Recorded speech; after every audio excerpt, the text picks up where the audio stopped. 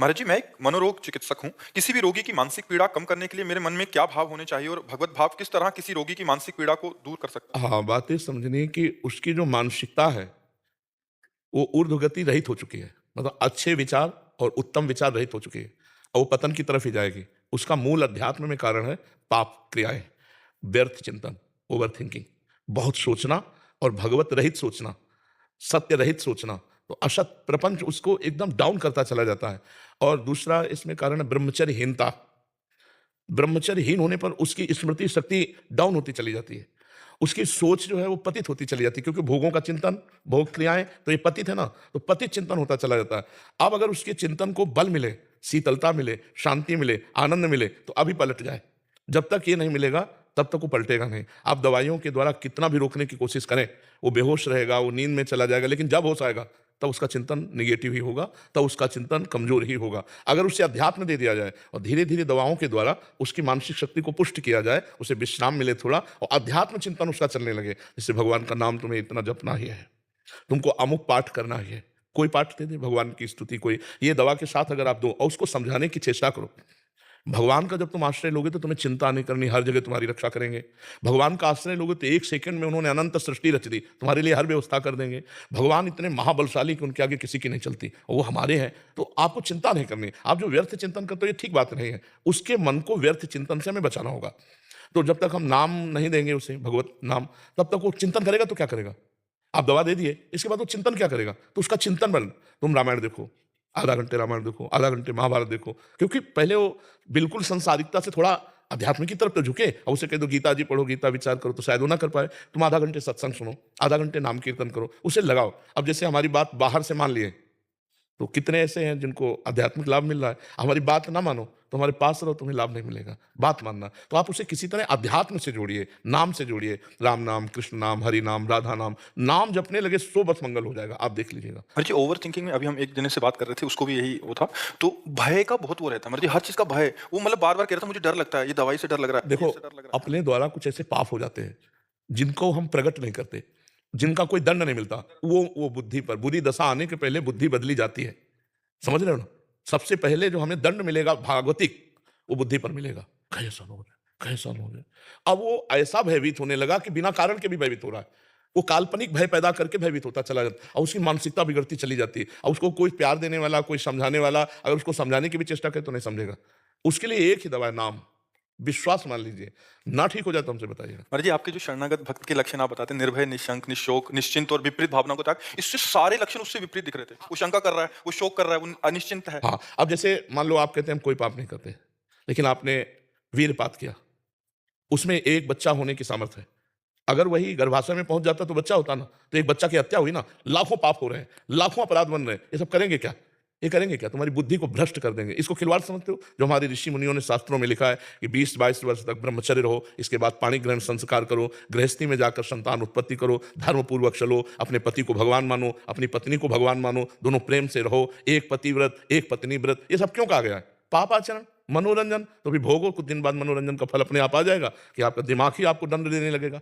अपने हाथ से अपना गला काट रहे हैं लोग, अपने हाथ से अपने को फांसी में चढ़ा रहे हैं, अपने हाथ से जहर खा रहे हैं, ये क्या हो रहा है? इतना दुर्लभ मानव दे और आप इस तरह नष्ट करें, उसका कारण है आपका गुप्त पापाचरण। पापाचरण होने के कारण हमारी बुद्धि शुद्ध नहीं हो पाती। अगर शुद्ध बुद्धि हो तो मानो जैसे हम फेल हो गए, तो पहली बात तो शुद्ध बुद्धि होने पर फेल होगा ही नहीं, क्योंकि अपने चैप्टर को बहुत अच्छी तरह पढ़ेगा और वो डिस्टर्ब है पहले ही, बॉयफ्रेंड, गर्लफ्रेंड, व्यसन, ये वो कई ऐसी बातें होती हैं जिनका लौकिक चिंतन करते करते वो और उतने में हो गया फेल। अब सोचा घर वाले डांटेंगे और मेरी स्थिति क्या, इससे कुछ ऐसे कई हैं, किसान हैं, विद्यार्थी हैं, खिलाड़ी हैं, बहुत से लोग ऐसे हैं, व्यापारी हैं, जो अपने को असमर्थ, असहाय, असफल समझ करके और ऐसा नहीं करना चाहिए। ये नहीं करना चाहिए और ये तभी रुकेगा जब बुद्धि शुद्ध होगी। तभी तो देखो, सबको प्रातःकाल उठने की आज्ञा हमारे ऋषियों को है, सबको अर्घ देने की, चाहे जिस कुल का हो, चाहे सबको सूर्य भगवान का आदर करने की और सबको नाम जप करने की, अपने यथायोग्य अधिकारानुसार मंत्र जप करने की। अब देखो, गायत्री मंत्र का जो आखिरी अर्थ है, वो परम सत्य है, मेरी बुद्धि को प्रचोदयात, सत्य की तरफ प्रेरित करे। पूरा मंत्र तो हम नहीं करके को अधिकारानुसार कहा जाता है, वो परम सत्य मेरी बुद्धि को सत्य की तरफ प्रेरित करे। प्रातःकाल उठकर प्रार्थना, तो बुद्धि शुद्ध होती। अब आप देखो 10-10 बजे तक सो रहे हैं, सूर्य भगवान उदय होने का कोई मतलब ही नहीं है, कोई दिनचर्या ही नहीं है, कोई दिनचर्या नहीं है।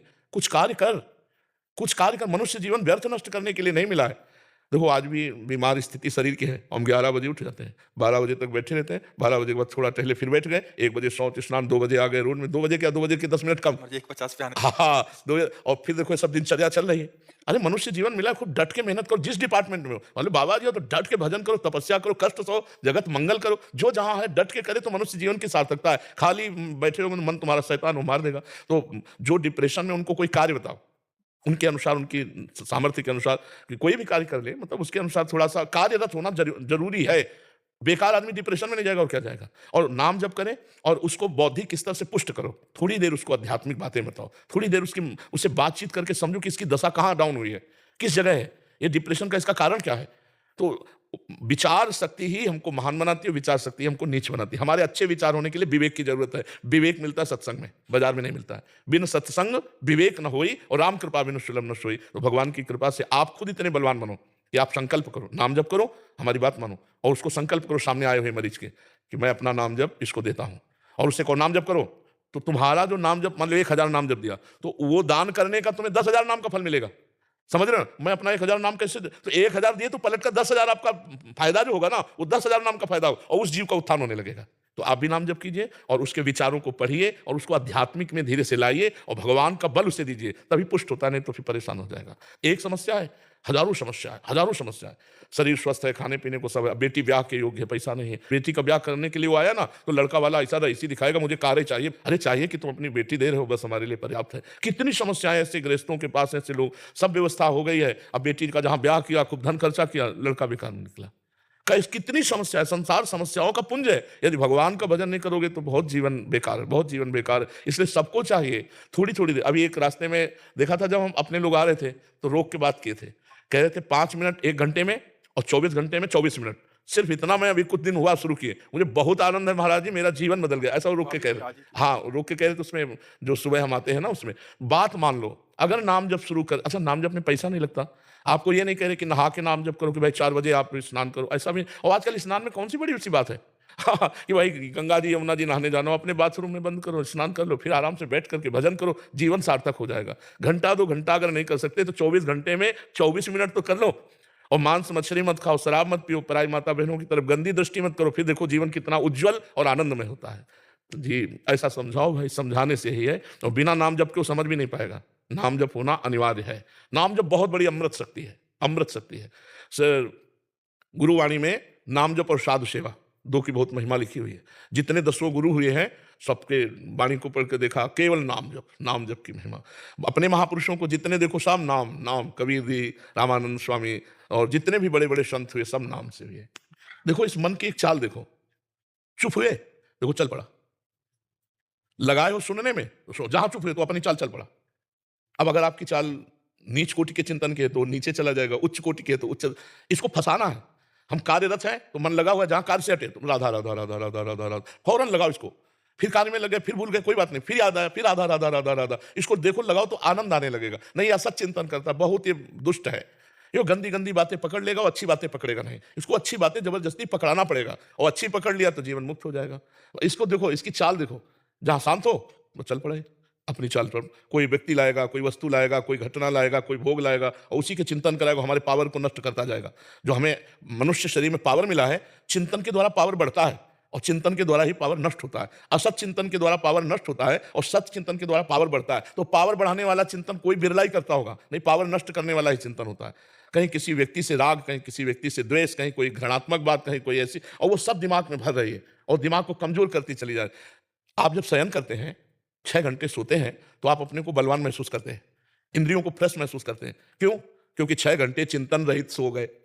6 घंटे संसार का चिंतन नहीं हुआ, कोई चिंतन नहीं हुआ, इसलिए आपकी इंद्रियों में बल आया। यदि 6 घंटे आप भगवान के चिंतन में संसार को भूल जाए तो सोचो क्या स्थिति होगी। ना सत ना असत, कोई चिंतन नहीं हुआ नींद में, तब आपको लगा हाँ आज मैं बहुत आराम से सोया, और एक मतलब फ्रेश अनुभव होता है क्योंकि चिंतन छूटा। अगर आदमी को नींद ना आए तो आदमी परेशान हो जाए। क्यों? क्योंकि उसका चिंतन नहीं रुक रहा, उसको चिंतन रोकना है। अगर हम वही चिंतन नाम के बल से रोक दें, राधा राधा राधा, तो 6 घंटे ना सोए भी तो भी आनंद बना रहेगा। 1 मिनट दिन में नहीं सोते, रात्रि में 8 से 11 ये समय शयन का है। अब इसमें जो आ गई सो आ गई, राधा राधा राधा राधा राधा। तो हमारा चिंतन का ठिकाना तो होना चाहिए, कोई ठिकाना तो होना चाहिए। जैसे जल जहाज का पक्षी है, उड़े कितना भी उड़े, उसका ठिकाना वही जल जहाज में आना पड़ेगा। ऐसे ही हमारा मन कितना भागे, एक ठिकाना तो होना चाहिए। अब आपके मन का ठिकाना ही नहीं है, वो सोचता ही चला जा रहा है, तो आप परेशान नहीं हो जाएंगे। एक ठिकाना रखो, राम नाम, कृष्ण नाम, राधा नाम, राधा राधा राधा, उड़ा मन, गया संसार में, संकल्प फिर आया, राधा राधा राधा राधा, फिर उड़ा, आप बच जाओगे। नहीं, उस संसार का चिंतन करते करते आपकी शक्ति क्षीण होती चली जाएगी और आप पतित हो जाएंगे। आप देखो, जो ठीक से चलते हैं उनका अलग जीवन होगा, जो पतित चलते हैं वो थोड़े दिन के लिए आपको प्रकाशित दिखाई देंगे, लेकिन बहुत बुरा फ्यूज होंगे, बहुत बुरा वो पतित होंगे। गंदे आचरण करने वाला कभी उन्नतिशील नहीं हो सकता, चाहे जितना बड़ा धनी दिखाई दे, खोखला होता है अंदर से। जैसे लकड़ी है ना, घुन लग जाए तो अंदर से खोखला कर देती है, बाहर से अच्छा दिखाई देता है, अंदर से खोखला होता है। धर्मात्मा पुरुष बाहर से भले कम पैसे वाला दिखाई दे, बाहर से वो अच्छा ना दिखाई दे, लेकिन एक दिन वो चमकेगा। और जो अधर्म वाला होता है, बाहर से भले चमक रहा है, वो एक दिन फ्यूज होगा, पक्का समझ लीजिए। अधर्म आचरण नष्ट कर देता है। तो हमें लगता है कि हमारे मन को एक ठिकाना चाहिए, वो है ठिकाना भगवान का नाम। बस नाम में लगवा दो कि ये औषधि है और ये परम औषधि है। राधा राधा राधा बोलो, 10 मिनट बोलो, 20 मिनट बोलो, फिर धीरे धीरे ठीक हो जाओगे।